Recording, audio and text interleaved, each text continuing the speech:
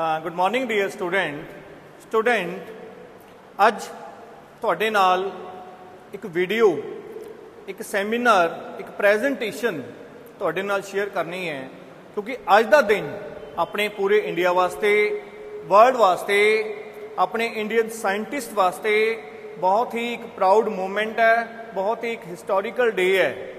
अज दा दिन जो अपनी इसरो एक संस्था इंडियन स्पेस रिसर्च ऑर्गेनाइजेशन एक स्पेस क्राफ्ट मून दे विच आपां भेजण जा रहे हैं।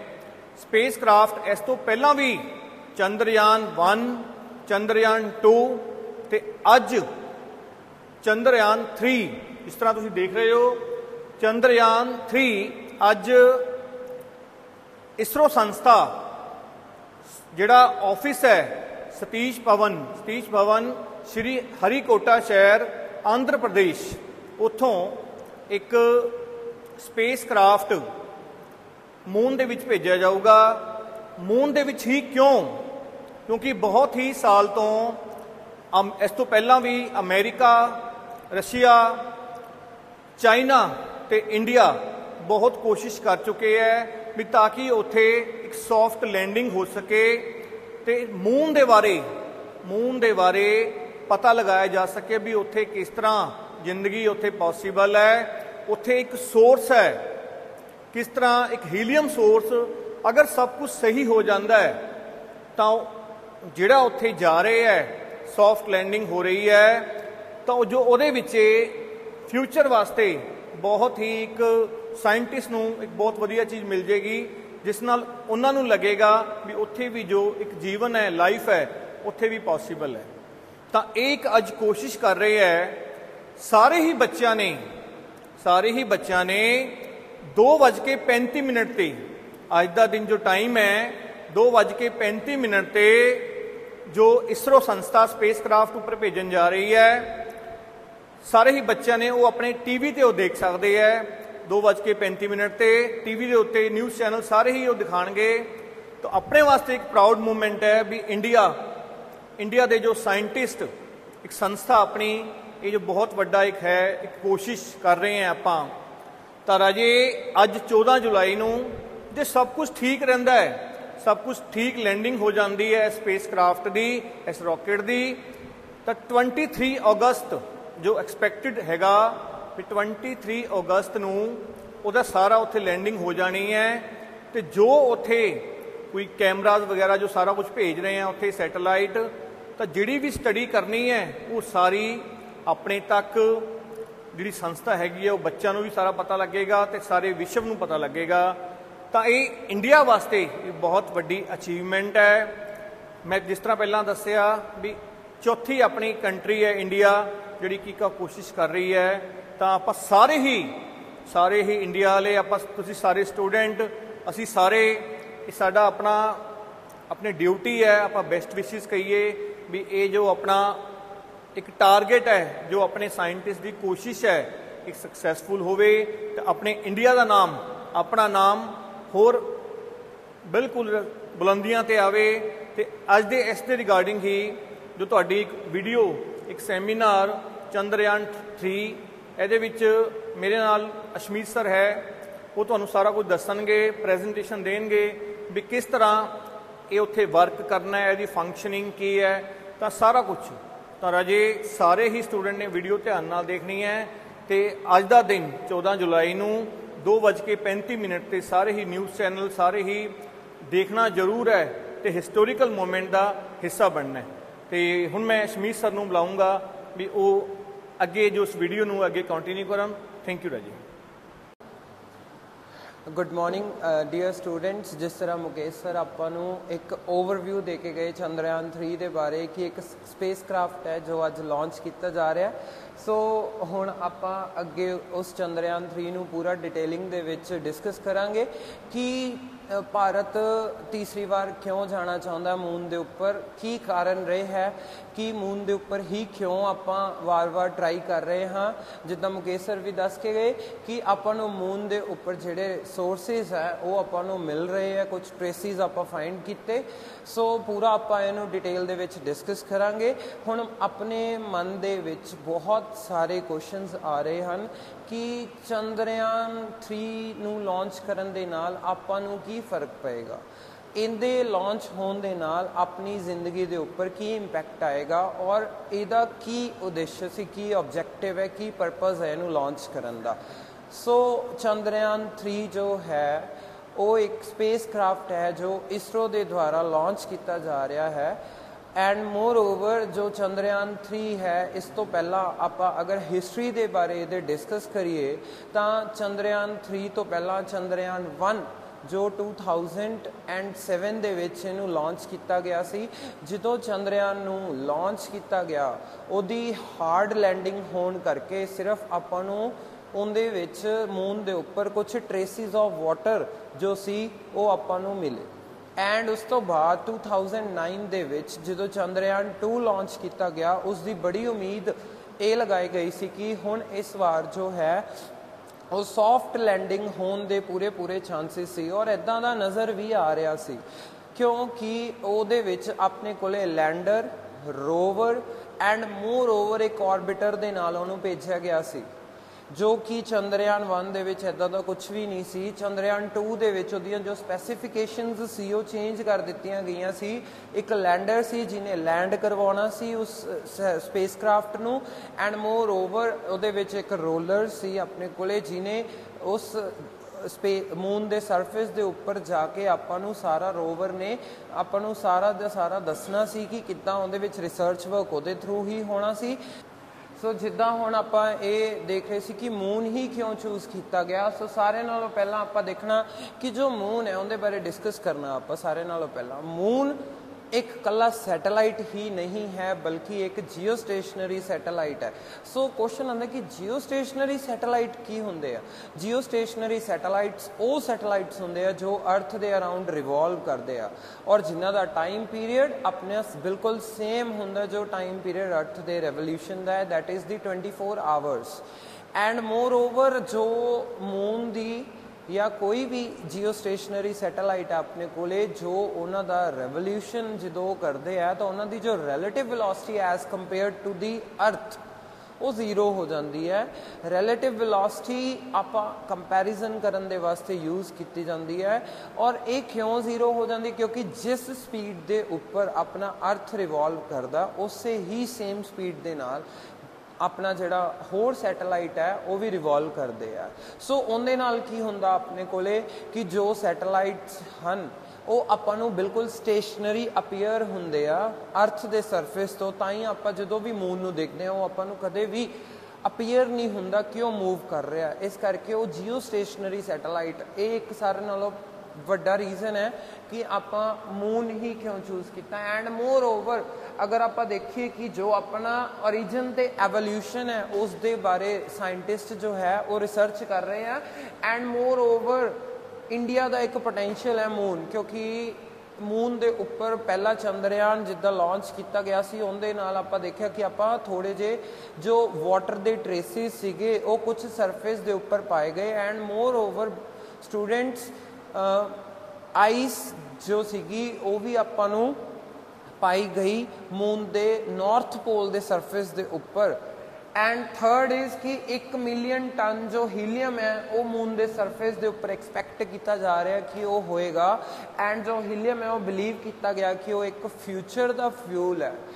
ਐਂਡ ਅਗਰ ਆਪਾਂ ਦੇਖਿਆ ਜਾਏ ਕਿ ਅਗਰ ਆਪਾਂ ਨੂੰ ਇੰਨਾ ਜ਼ਿਆਦਾ ਟਾਈਮ ਲੱਗਦਾ ਪੈਟਰੋਲ ਡੀਜ਼ਲ ਨੂੰ ਓਰੀਜੀਨੇਟ ਕਰਨ ਦੇ ਵਿੱਚ ਬਣਾਉਣ ਦੇ ਵਿੱਚ ਜਿੱਦਾਂ ਮਿਲੀਅਨਸ ਆਫ ਈਅਰ ਹੈ, ਅਗਰ ਆਪਾਂ ਨੂੰ 1 ਮਿਲੀਅਨ ਟਨ ਹੀਲੀਅਮ ਮੂਨ ਦੇ ਸਰਫੇਸ ਤੋਂ ਮਿਲ ਜਾਂਦਾ ਹੈ ਤਾਂ ਇਹਦੀ ਜਿਹੜੀ ਐਫੀਸ਼ੀਐਂਸੀ ਹੈ ਇੱਕ ਤਾਂ ਇਹ ਵੀ ਬਹੁਤ ਜ਼ਿਆਦਾ ਵੱਧ ਜਾਏਗੀ vehicles the. And more over ਇਹ ਫਿਊਲ ਬਹੁਤ ਜ਼ਿਆਦਾ ਹੋਏਗਾ ਜਿਹਦੇ ਕਰਕੇ ਆਪਣਾ ਜਿਹੜਾ ਫਿਊਚਰ ਹੈ ਉਹ ਇੱਕ ਸਸਟੇਨੇਬਲ ਡਿਵੈਲਪਮੈਂਟ ਦੀ ਤਰਫ ਚਲਾ ਜਾਏਗਾ।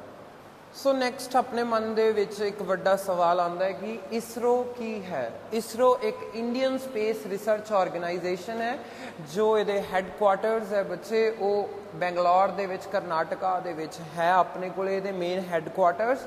एंड इसरो दा फंक्शन की है अपने को इसरो की कर दिया इसरो अंडरटेक कर दिया डिज़ाइनस नू जिन्ने भी रॉकेट स्पेस रॉकेट्स है सैटेलाइट्स है जो लॉन्च हो रहे हैं उन्होंने दे बारे जो भी एक्सप्लोरेशन जो आप स्पेस दे विच जिन्ना भी आप एक्सप्लोर करते हो सारे का सारा आप इंडियन स्पेस रिसर्च ऑर्गेनाइजेशन दे थ्रू ही आप डील करते हैं।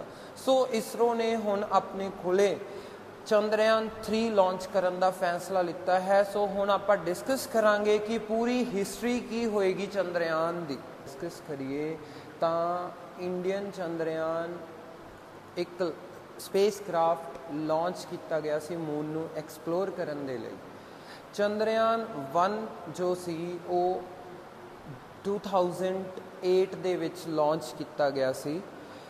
उहदा मेन मोटिव उहदा मेन परपज़ लॉन्च करन दा सिर्फ और सिर्फ मून नू एक्सप्लोर करना ही नहीं सी बल्कि आप एक 3D atlas near by and far by of the entire moon lunar surface के उपरों आप कैच करना चाहते सी।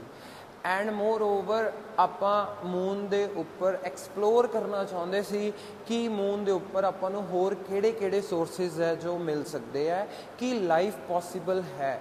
सो ये तो आप चंद्रयान दे थ्रू आप सारे का सारा जो सी हिस्टरी ये आप पहला भी डिस्कस कर चुके हैं।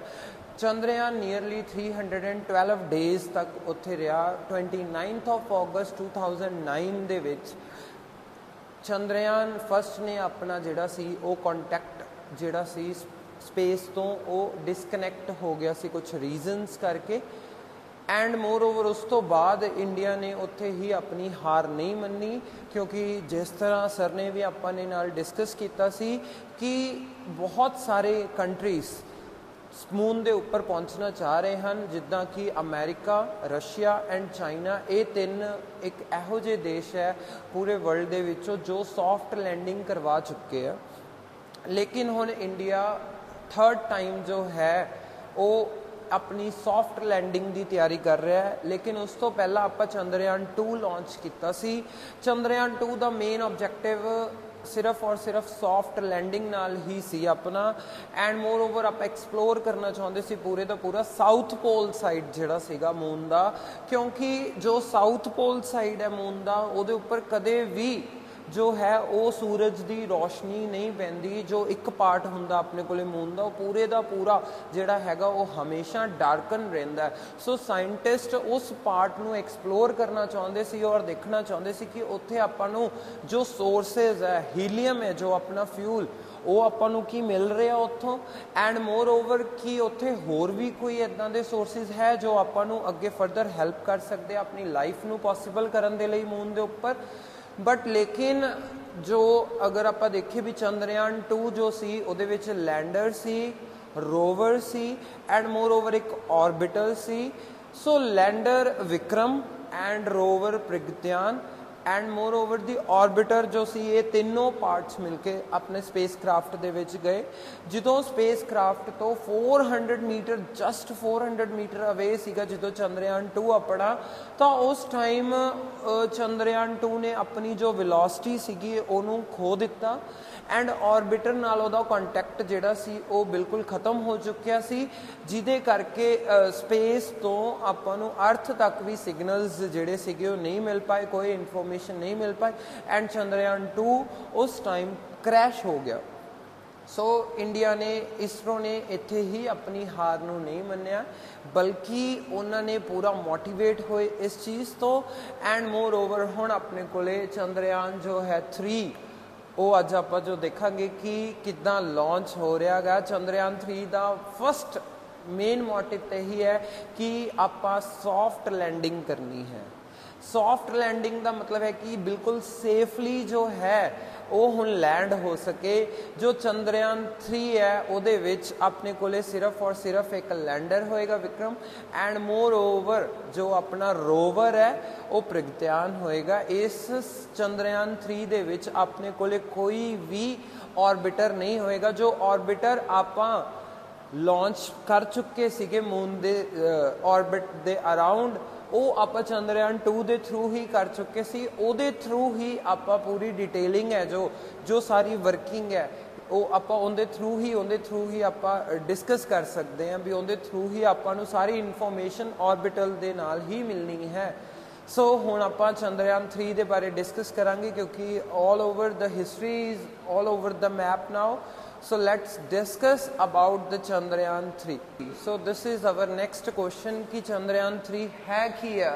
एक स्पेस क्राफ्ट है जो थर्ड है स्पेस क्राफ्ट अपना जो मून दे ऊपर जा रहा है for the lunar exploration on the south pole side, and ISRO इनू लॉन्च कर रहा that is the Indian Space Research Organisation. And इहदे विच अपने कोले एक रोवर होएगा एंड मोर ओवर एक लैंडर होएगा। एंड इसरो ने डिजाइन किया से बिल्कुल चंद्रयान 2 जिस तरह ਉਹਦੇ ਵਿੱਚ ਆਪਣੇ ਕੋਲੇ ਇੱਕ ऑर्बिटर सी ਉਹਨੂੰ ਆਪਾਂ एक्सक्लूड कर रहे हैं। ਇਹਦੇ ਵਿੱਚ ਤੁਹਾਨੂੰ ਜਿਸ ਤਰ੍ਹਾਂ ਪਹਿਲਾਂ ਹੀ ਦੱਸਿਆ ਕਿ ऑर्बिटर ऑलरेडी सेट है अपने कोले ਜਿਹਦੇ ਥਰੂ ਆਪਾਂ ਇਨਫੋਰਮੇਸ਼ਨ ਕਲੈਕਟ ਕਰਨੀ ਹੈ। ਐਂਡ ਹੁਣ ਆਪਣੇ ਕੋਲੇ ਇਹਦੇ ਵਿੱਚ ਇੱਕ ਤਾਂ ਲੈਂਡਰ ਹੈ ਐਂਡ ਮੋਰ ਓਵਰ ਇੱਕ ਰੋਵਰ ਹੈ। चंद्रयान 3 जो है वो एक मिसाइल की तरह पहला लॉन्च किया जाएगा जिहदे विच अपने कोले LMV-3 ਇਹਦੇ ਵਿੱਚ इस टाइम यूज़ किया गया। एंड मोर ओवर चंद्रयान 3 की जो बॉडी स्ट्रक्चर है उसका जो वेट है वो 3900 किलोग्राम है, जिस करके साइंटिस्ट इनू एक फैट बॉय का भी नाम दे रहे हैं क्योंकि ये वेट एक बहुत ज़्यादा मैसिव है जो कैरी किया जा रहा है स्पेस के उपर। इस करके इनू दोबारा दस रहे हैं इनू फैट बॉय का नाम भी दिता गया है चंद्रयान 3 नू। चंद्रयान 3 का अपने कोले मेन ऑब्जेक्टिव मेन परपस की इनू लॉन्च करन दा। चंद्रयान 3 जिस तरह अपने इहदे विच भी है कि एक फॉलो अप मिशन है जो कैपेबिलिटीज़ अपनी फर्स्ट मेन प्रेफरेंस है कि यदि सेफ लैंडिंग हो सके और आप एक्सप्लोर कर सके साउथ जिहड़ा पार्ट है लूनर सरफेस दा मून दा। एंड मोर ओवर चंद्रयान 3 दे विच जिस तरह तुहानूं पहला भी दस्सिया गया कि एक लैंडर है और एक रोवर है इहदी कन्फिगरेशनस दे विच, एंड इहदे जिहड़े पार्ट्स उन्हां नूं भी आपां डिटेल दे विच डिस्कस करांगे।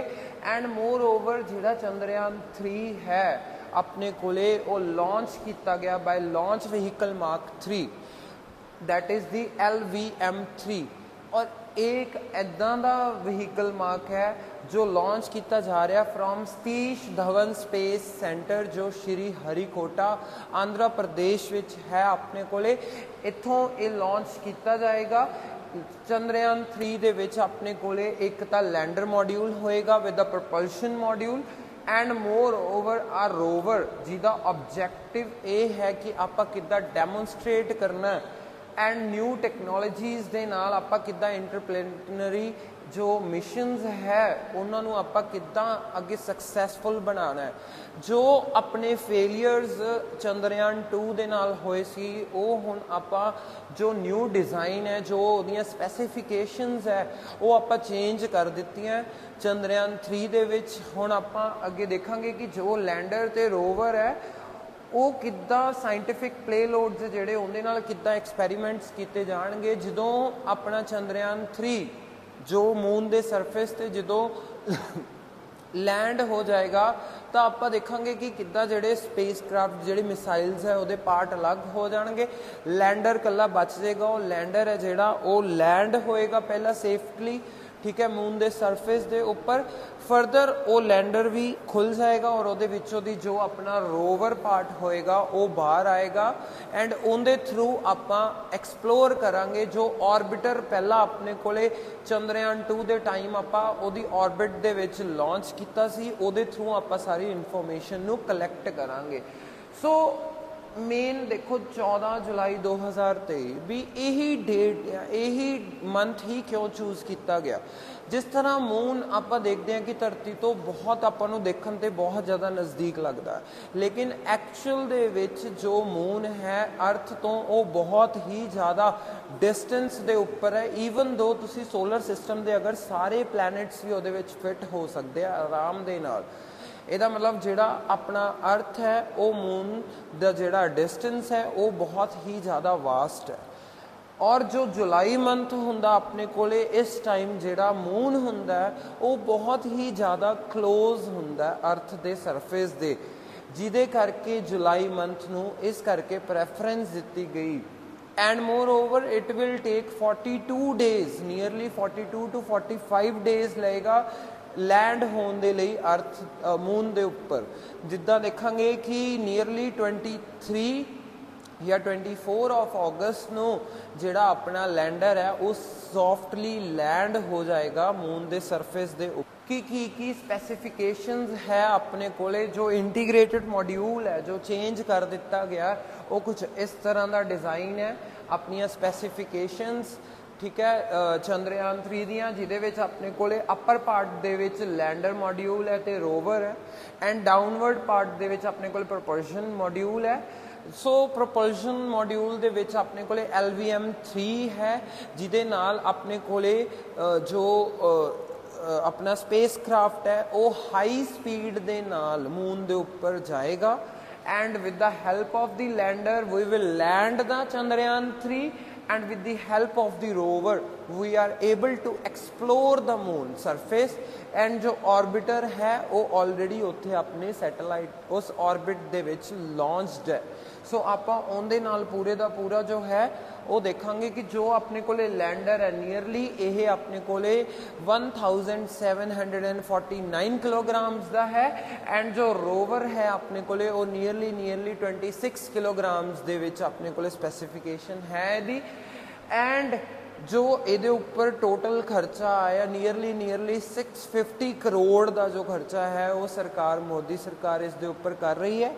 एंड मोर ओवर भी अगर ये अपना सॉफ्टली लैंड हो जाता है तो इनके नाल अपनी इंडिया की जो इकनॉमी है उन्होंने बहुत बेनीफिट होने वाला है, क्योंकि एक रिसर्च वर्क चल पेगा जिदे तो अपने को बहुत अमाउंट आएगा, इंडिया की इकनॉमी जो है वो रेज हो जाएगी। सो फर्दर आप देखांगे कि किद्दां जो सैटेलाइट लॉन्च होएगा तो किद्दां ओह मून दे सरफेस ते पहुँचेगा, तुहानूं इस तो अगे फर्दर दिखाया जाएगा। हुण आपां फर्दर इहदी फंक्शनिंग दे बारे डिस्कस करना है कि किद्दां ये सैटेलाइट है जिहड़ा वो लॉन्च होने तो बाद किद्दां मून ते पहुँचेगा। सो आ अपने कोले अर्थ दा सरफेस है और आ अपने कोले मून है। हुण आपां सतीश धवन रिसर्च सेंटर तो आपां जो है वो चंद्रयान 3 नूं लॉन्च करन जा रहे हाँ। सो देखांगे कि किद्दां श्री हरिकोटा साहिब तो जदों इहनूं लॉन्च किया जाएगा तो उस टाइम जो ये लॉन्च होएगा तो सारे नालों पहला ये अर्थ की ऑर्बिट के अराउंड रिवॉल्व करेगा। जो ये अर्थ की ऑर्बिट के अराउंड रिवॉल्व करेगा तो यदी जी स्पीड है वो हौली हौली हौली बहुत तेज़ हो जाएगी, जिदे करके यदी स्पीड तेज़ होने करके ये अगे दी अगे होर वधदा जाएगा। और जिद्दां ही एक इजैक्शन ऑर्बिट ते आएगा दैन इहदी जो लूनर ट्रांसफर ट्रैजेक्टरी है वो डायरैक्टली मून की ऑर्बिट दे विच हो जाएगी।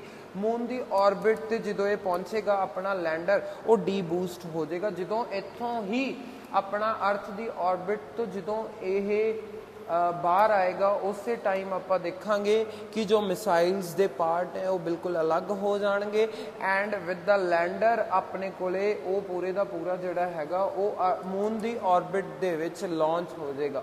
हुण जो मून की ऑर्बिट आएगा अपने कोले लैंडर तो उस टाइम आप देखांगे कि जो ऑर्बिट दे विच वो रिवॉल्व करेगा एंड मोर ओवर यदी जिहड़ी स्पीड होएगी वो हौली हौली घटती जाएगी।